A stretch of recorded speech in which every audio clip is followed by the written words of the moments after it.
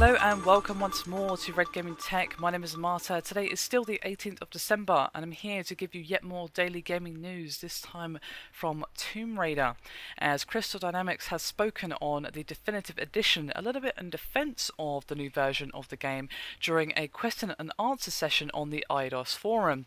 And the Crystal Dynamics executive producer Scott Amos insisted that the definitive edition was more than, quote, only a facelift.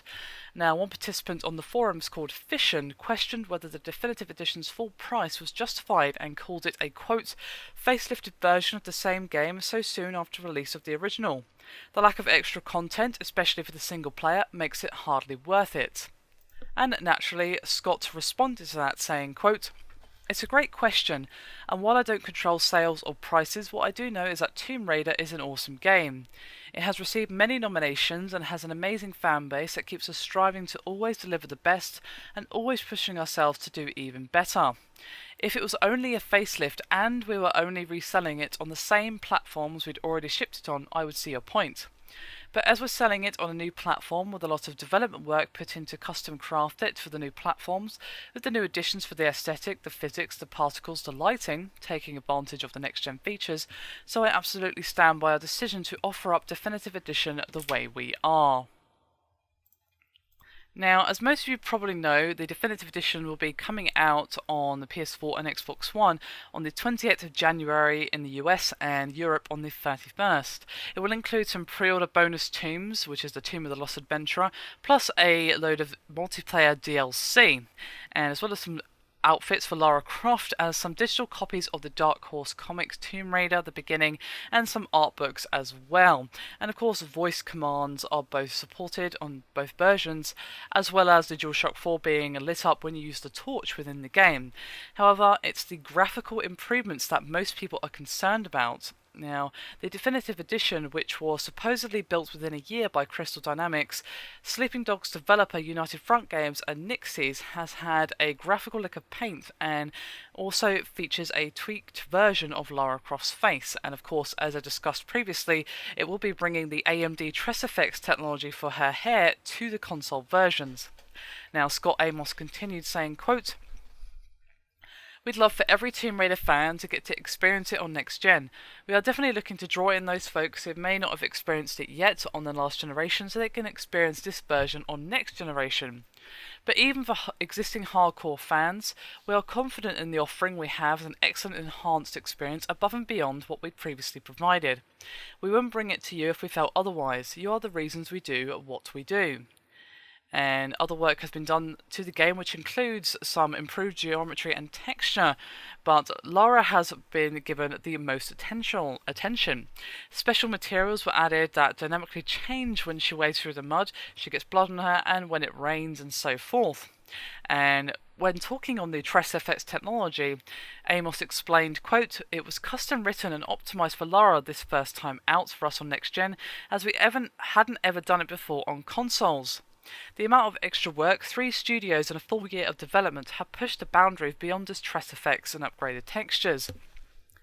We now have a new particle system, new lighting work and enhanced shadow casters, a ton of more visual storytelling elements, more debris, more details on walls, more density in the environment for vegetation, upgraded characters, and we've also put all the DLC materials into this version for both PS4 and Xbox One.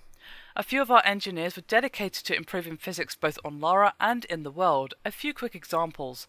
Lara has equipment on her that she acquires as she goes through her adventure. The climbing axe, her radio, her bow and a quiver of arrows, etc. All of these now have subtle but simulated physics on them as she runs, jumps, falls, stumbles, and they react accordingly, giving her more grounding in the world. Then there's the world itself. We added so many objects, plants, trees, and then wind and weather effects that also have physics simulation built into them to react with each other.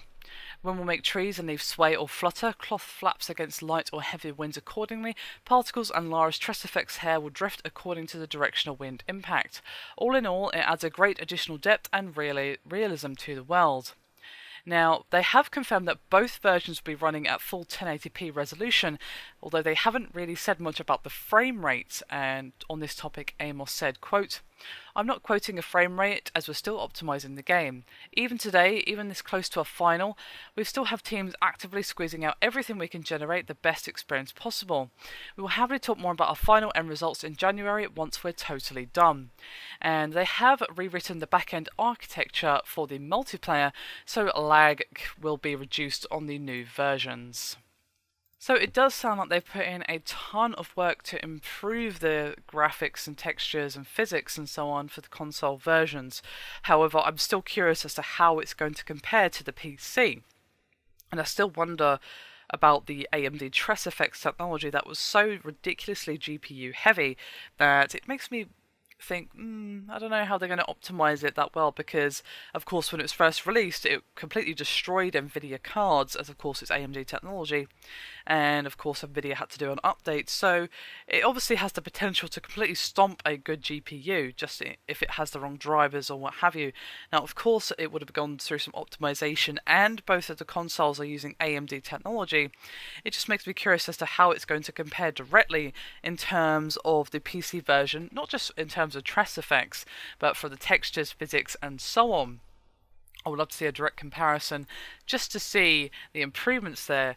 Even if you only compare it to the previous console versions, it sounds like there's going to be a large improvement, but I think most people's concern is the price. It's going to be $50, and well, that is a bit much to pay considering this game has already been out for a while. Yes, they've made a ton of improvements. They've worked a year on bringing this version. I'm not saying they shouldn't charge a good amount for it, just maybe consider doing it for, like, I don't know, 35 or something like that. That stings a lot less than 50. Of course, they're probably not going to be listening to me, but just throwing it out there. Anyway, that is me done for this video. Hope you've enjoyed it. Thank you very much for watching, and I'll see you next time.